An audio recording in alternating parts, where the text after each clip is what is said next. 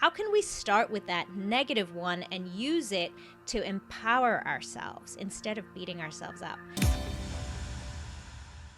Hello and welcome to the Business of Happiness podcast. I'm your host, Dr. Taryn McCarthy, and today is going to be a great day. Of course it is. Today's the day we're talking about superpowers and Achilles heels. I'm so excited to tell you all about it because your Achilles heel can reveal your superpower. That's what we're touching on today. Thank you so much for joining me last episode when we were interviewing Chelsea Fournier. I hope you got as much out of that interview as I did. She's a great example of a mom who's really making it all work, chasing her dreams, challenging herself, redefining success, and being a fantastic mother along the way. Something that I think we're all striving to do in some way or another. And then next week, we're going to meet another mom, career mom, who has also redefined what her career looks like for her. And many of you are going to know her because I know a lot of my listeners are in the dental world. And so maybe you've heard of, ready for this? Dr. Grace Yum is going to be joining us next episode. The founder of Mommy Dentists in Business Facebook group. I'm just so eager for you to get to hear a little bit more about her side and her journey. But this day is for us and for our journey, and I want to remind you to check us out to help you on your journey on the Business of Happiness Hive private Facebook group. We have so many great members there, and I have to give our newest members a shout out because that's what I promise. If you want to hear your name on the airways, join us on the Facebook group and you'll get a shout out. So today we are welcoming Catherine, another Lynn with an E. I think we have 3 or 4 of those at this point. Linda, Natalie, Marlene, and Karen, welcome so much to the Business of Happiness Hive. We can't wait to get to know you better. And let's dive right in. Let's talk about how your Achilles heel can reveal your superpower. How can we take a negative or perceived weakness and use it to illuminate our strengths? I'm going to show you that every coin has 2 sides. Every conversation is really 2 conversations. And how can we start with that negative one and use it to empower ourselves instead of beating ourselves up? You know, I spent so much time, so many years, finding negative qualities about myself and beating myself up about it. How many of you have done that? I think so often we fall into this at this time of the year as well, when we've set up enormous expectations for January of the new year. We definitely did it this year with 2020. We thought, you know what, I'm going to leave 2020 behind and I'm going to go into 2021 with these enormous expectations for myself. And you don't even make it through the second week of January and you already feel terrible about yourself because you weren't even able to live up to some extremely high expectations that you had. And we beat ourselves up for all these negative perception of ourselves. And I have found time and time again that when I can turn that around and see it from a positive light and look at it from a more general place and actually begin to identify it as an illumination of a really powerful strength that I have, it works so much better for me. So I can't wait to show you how you can use those things that you think about yourself as being weaknesses to really identify a superpower. So let's get started. You know, when we look at something, there's always an opportunity to see it differently. And I'm going to give you an example of this. Do you remember seeing that picture somewhere on the internet? It's a rabbit, and when you look at it a certain way, it's actually a duck. It was actually, I looked it up because I wanted to use this as a reference in our podcast. And I found out it was actually used as a joke in a newspaper in 1892, in a German newspaper. It was actually like in the comics section. And I think the title was something like, "What Two Animals Are Most Alike?" And it was a rabbit and a duck. And it was this image of sometimes when you look at it, it looks like a rabbit. And sometimes when you look at it, it looks like a duck. Or maybe you've seen one, there's an old lady that looks like a young lady. Every time you look at it, you see one, and then if you just change your perception a little bit, and sometimes you need a hint, look at this as her chin instead of her nose. Or if you look at the negative instead of the positive picture. There's another one in The Greatest Secret, which I'm reading right now, that shows two faces, and in the space between them, it makes a vase. So you might look at the image at first and see a vase, and then if you look at the negative space around it, you see, oh, it's actually two faces. That's the perception and the awareness that I want to touch on today. How can we look at something differently?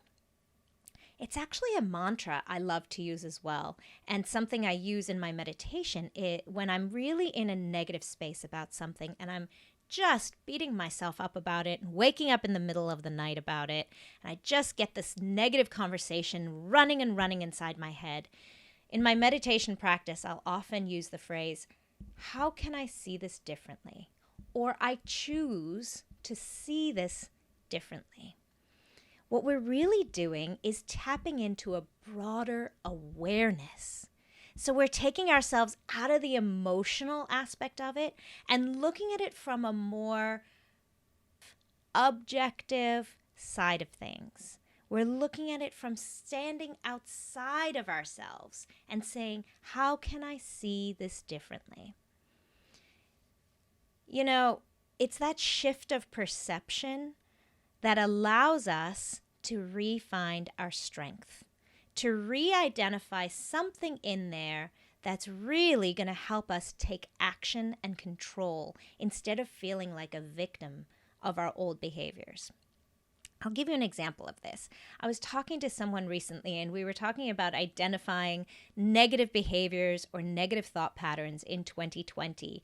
As we go forward into 2021, what is there that we want to learn or grow from? And she said to me, my biggest Achilles heel is I'm too trusting of people, and they often take advantage of me. So I give too much of myself away, and then I easily get bitten as a result of it.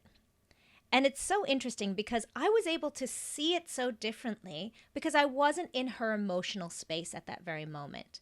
And I could see that it was actually illuminating a powerful superpower that she has that many people lack. How many times have you heard, or maybe this is you yourself, when people feel like they can't trust other people, they've lost that ability to trust, and it closes them up and bridges them away from receiving love or feeling deep emotion or getting close to someone. Well, my friend was just identifying her superpower. She was showing me and revealing to me that here she is a very trusting person. She's actually a very loving person. And actually her trust that she gives to others allows her to be a superhero in her profession. She's a physical therapist, and she can make enormous changes and impacts in people's lives because of the trust that she has in them. She gives her trust to them, and in return, they feel that, and they can feel trusting in her space and in her hands. It's so beautiful. So instead of beating herself up about the trust that she gives away, recognizing that actually it's a superpower. And I'm not saying to excuse or negate or avoid looking at it at the weakness side of it, at looking at the part of it that might be negatively affecting it. I'm saying when we look at it from a place of, oh, I was just doing that because that is my superpower. I easily trust. And then you can start to see how to put certain thought patterns in place so that you don't get hurt. Recognizing, oh, yes, but sometimes I give away too much of myself. And this is how I can see it differently. I'm going to give you another example. And this is another gentleman that I was speaking to recently. And he was identifying his Achilles heel as being too patient, too procrastination. He procrastinates too much. And I immediately saw the patience of it. He said, I procrastinate. I don't get things done. When there's something that's bothering me, I tend to put it off and put it off. And I actually know this gentleman, and I know how he operates in business. And I've seen the flip side of that characteristic being an enormous superpower. What he tends to do is he waits before he speaks. He's intentional with his speech. He's intentional with his actions.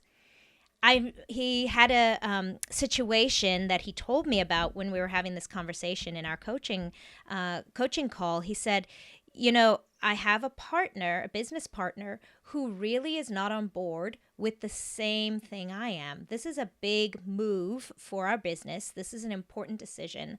And this really is the right way to go about it. And I just can't get him on board with it. And I said to him, well, talk to me more about the conversations that you're having. And he said, well, I realize I just need to give him some time to let him wrap his head around this idea. It's a whole new, different, little bit scary change for our business. And I just need to give him some time. What a great superpower he has to be able to do tactful patience, intentional patience, instead of jumping on and reacting to the situation immediately. I think I recognize that superpower because it's definitely one of my weaknesses. I act very quickly. I often say things before I speak. I'll often jump on something in my business and act immediately just to check that off my checklist because I feel empowered in the moment. So for me, I recognized his superpower immediately. And just by identifying it as a superpower, he was able to think about his whole idea of procrastination in a different light. Now, instead of naming it procrastination, he can regain his power, put himself back in the driver's seat of his situation and say, I can make a decision of when I will take action on this, whatever the situation may be, instead of feeling like he's always a victim of his own procrastination. This idea of every coin having two sides, and which side are you going to choose? I have learned over and over again in my life when I can choose the side of empowerment, my business decisions are so much more aligned with the direction I want to go in. And the same is true for being a mom. I have beat myself up so many times when I've made mistakes as a mom. Yelling might be one of them. I feel so badly when I slip up because I don't want to be the mom that yells. And instead of beating myself up and giving myself negative self-talk, I turn that around and I think, okay, what is this an indicator of? It's an indicator of my passion. It's an indicator of how deeply I love my children. And when I get upset or I get fearful, I get loud. I never get loud about something I don't care about. No, it's an indicator of how much I love them. And it doesn't mean that I have to accept that I'll yell at them in the future. No, that's something I really want to change about myself. I don't want to be a yelling parent. I want to be a parent that's open and can have discussions on the same plane without overpowering someone and opening up for conversation. But recognizing that I'm learning how to do that and that it's really just coming from a place of passion or perhaps a place of fear. And if you identify the fear, because I think sometimes our anger and raising our voice can be because we're trying to deflect or we're fearful of something. Once again, what is the fear of? The fear is that maybe something negative will happen in their growth and development. Once again, identifying and illuminating my superpower, which is my enormous love for my children. So not neglecting those areas of growth, but being able to look at it from a slightly different perspective. Really just tapping into our awareness. That is the power. Kalyani Lowry wrote, "The me that we imagine we are is just another thought." I love that. It's just another thought. Really, we can pull back to that broad picture view, look at it from 50,000 feet view and see it for what it really is. It's just judgment. It's just illuminating something that I want to work on. It's letting me know what I don't want so that I can better decide what I do want. It's just a lesson. It's just another opportunity for growth. Well, I hope this resonates with you. I hope that you're able to take any of those things that you recognize as Achilles' heels in your life and see them from a different light. Just take that coin and flip it over, because every subject is really two subjects. And if we can look at it from a place of power and a place of positivity, then we can take positive and empowered action towards a solution or towards a pathway of growth. Tapping into our strengths and forgiving our humanness. Well, thank you again for joining me today, and I cannot wait to introduce you next episode to Dr. Grace Yum. I hope that this week is just giving you all great, beautiful signs of your empowerment and of your growth, and recognizing the leader that is within you, no matter where you are, whether you're the leader of a business or leader of your family or leader of your own dreams. And I'll leave you with this quote from Thich Nhat Hanh. He says, "Awareness is like the sun. When it shines on things, they become transformed." Bye-bye.